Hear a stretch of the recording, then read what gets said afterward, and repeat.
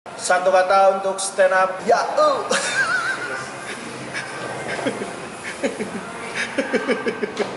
Apa ya? Yurmi. Apa laula? Dembegel. Tumia.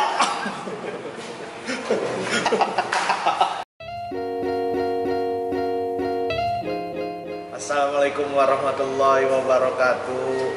Perkenalkan, saya Hifzi Hoir. Saat ini saya masih menjadi mahasiswa, tapi sebentar lagi insya Allah saya akan lulus.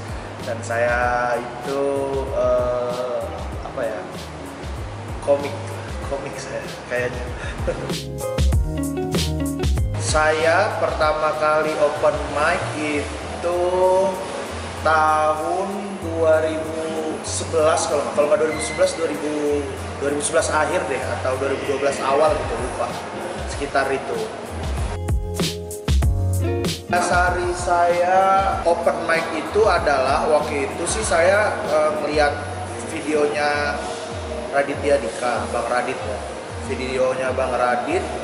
Habis itu ngeliat video-video yang lain juga gitu, stand up Indo, ngeliat video stand up komedi Jogja, dan saya ngerasa kayaknya sih saya bisa gitu stand up ini gitu. Soalnya saya juga sering melakukan ini dulu di kelas gitu. Jadi kalau misalnya kayak kelas lagi kosong waktu SMA dulu, saya suka maju ke depan, ngomong-ngomong gak jelas, joget-joget, nyanyi-nyanyi, menari-nari, makan ubun-ubun, cumi, perak, seperti itu. Sebenarnya dulu pertama kali saya open mic itu awalnya dulu jadi teman saya. Jadi teman saya itu ada namanya Rido ya, Rido Akbar. Dia tuh dari SMA itu dia tandem MC saya gitu, dari SMP bahkan. Dia tandem MC saya, habis itu kita tantang-tantangan gitu. Dok, mau nggak dok, lu open mic di UNY, nanti minggu depannya gua yang open mic gitu.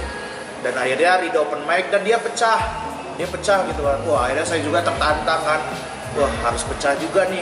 Akhirnya saya nulis tuh, waktu itu belum tahu stand up comedy itu gimana, cara nulis materi itu gimana, cuman dengan keyakinan yang ada dan juga pengalaman MC saya sih, jadi saya nulis asal-asalan aja. Dan akhirnya saya beraniin diri, saya pertama kali open mic itu di stand up UNY di Rabunya. Respon penonton sih positif ya, ketawa, karena kebetulan saya ngajak teman-teman saya waktu itu. Jadi saya itu awal-awal open mic dulu, kebiasaan saya selalu ngajakin teman-teman saya di jurusan sastra Arab.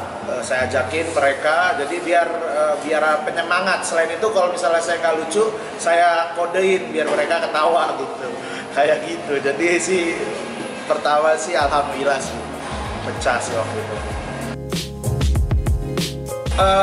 Yang bikin aku pengen terus open mic dan pengen terus stand up komedi adalah, jadi tuh dulu tuh aku ikutan teater,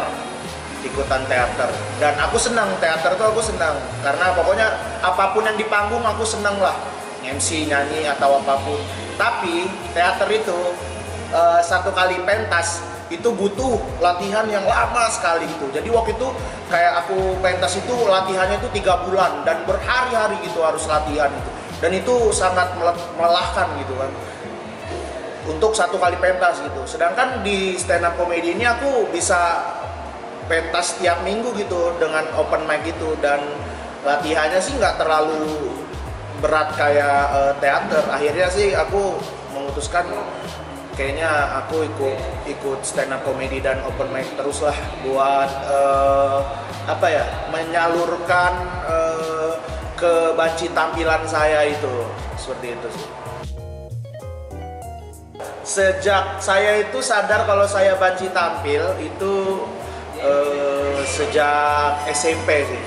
Jadi sebenarnya waktu SD dulu saya cukup pemalu ya, ini beneran. Jadi pendiam gitulah ya, pemalu gitu.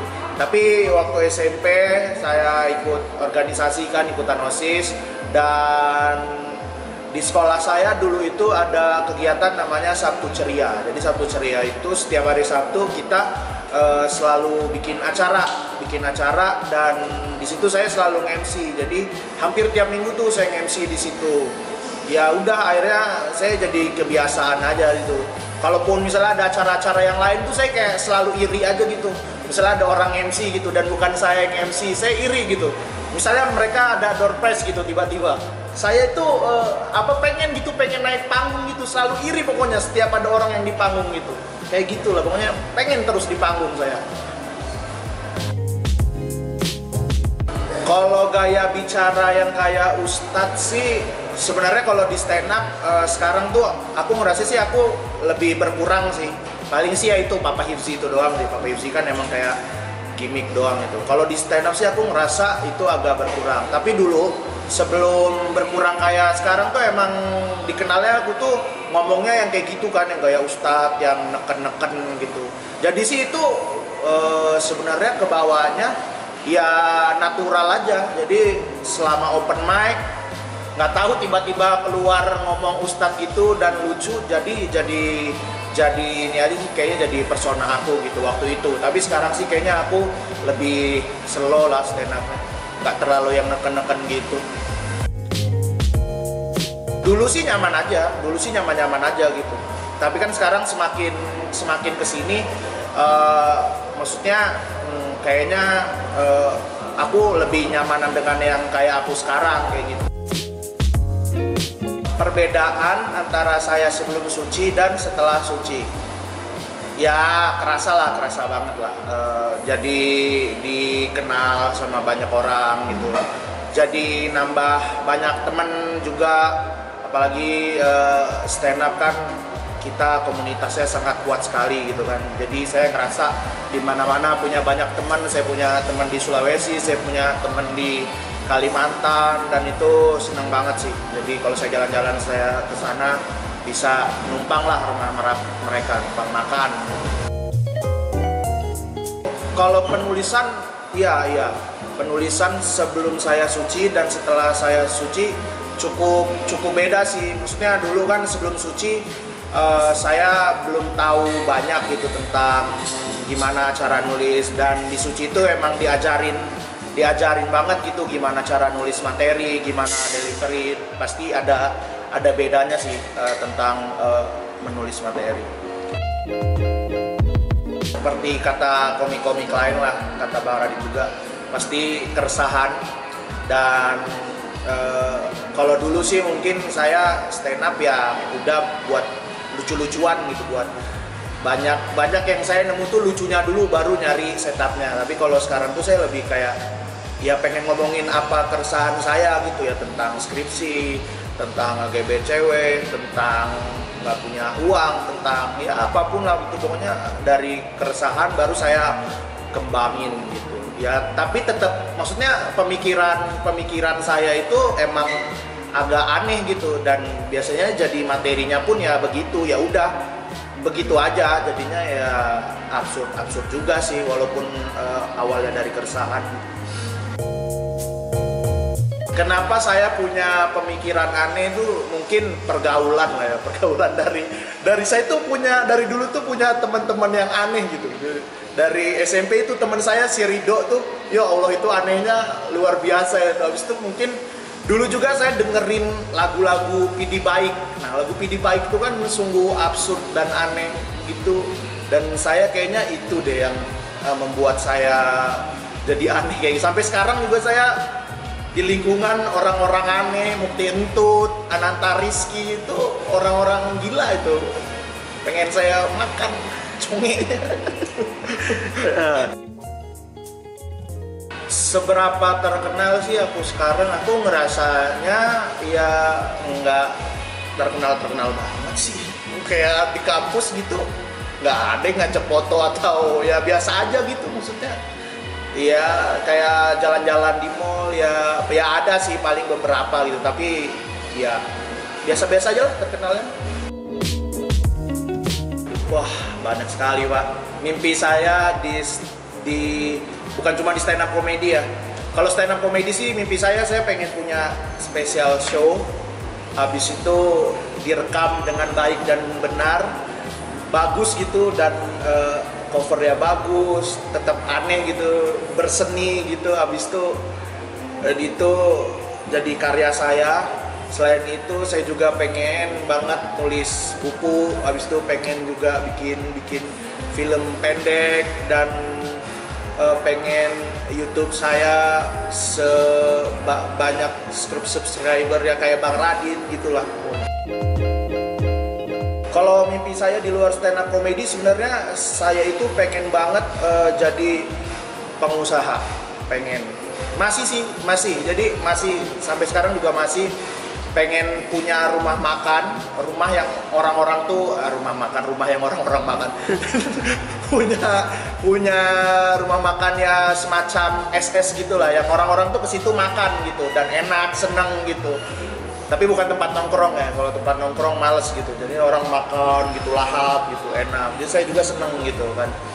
Habis itu saya juga pengen banget punya toko buku yang nyaingin Gramedia. Jadi saya tuh punya cita-cita punya toko buku yang besarnya itu kedua setelah Gramedia.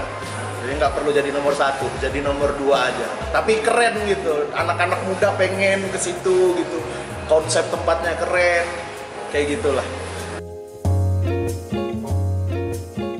Gimana pembagian hobi di pensil alis sama pembagian hobi di stand up comedy? Kalau pensil alis ini sebenarnya dulu adalah project iseng sih, kita anak-anak stand up gitu buat band ini iseng-iseng aja. Tapi sekarang ini kayak mulai agak serius gitu kan, karena udah ngeluarin album juga. Ya kalau saya sih sebenarnya ya santai sih, maksudnya stand up comedy juga santai, orkes pensil alis juga santai, buat lagu juga sedapetnya aja gitu. Jadi semua dijalanin dengan seneng-seneng aja gitu, nggak usah lebih mentingin stand up atau lebih mentingin orkes pensil alis. Dua-duanya jalan berbarengan lah. Mimpi menjadi seorang musisi ada banget. Dulu waktu SMP kan lagi musim-musimnya Indonesian Idol, saya pengen banget itu masuk Indonesian Idol. Saya pengen les di Elva Music Singer waktu itu. Tapi biaya pendaftarannya zaman dulu 500.000. Bangsatnya itu mahal banget coba. Ayah saya cuma PNS loh. Gimana anaknya pengen jadi penyanyi tapi biaya pendaftarannya mahal. Ya udah akhirnya jadi juga sekarang. Tapi ya suaranya begitu gitu. Kalau dulu les kan bagus suaranya. Kalau stand up comedy nggak pernah ada, aku bakal jadi apa ya? Tapi sih dulu aku di cita-cita aku terakhir sebelum di stand up comedy itu sebenarnya aku pengen jadi diplomat. Jadi itu kan aku sastra Arab gitu kan. Sastra Arab itu kemungkinan pekerjaan yang paling keren adalah saya harus masuk di Kemenlu, jadi diplomat gitu kan. Jadi dulu tuh gila, belajar tentang HI, politik internasional dan macam-macam. Saya tiap hari baca Jakarta Post, ikut komunitas tentang Model of United Nation, gitu-gitulah. Cita-cita saya sih ke situ dulu. Jadi apanya nggak tahu, tapi dulu cita-cita saya sebelum ada stand up comedy ini di awal-awal kuliah jadi diplomat.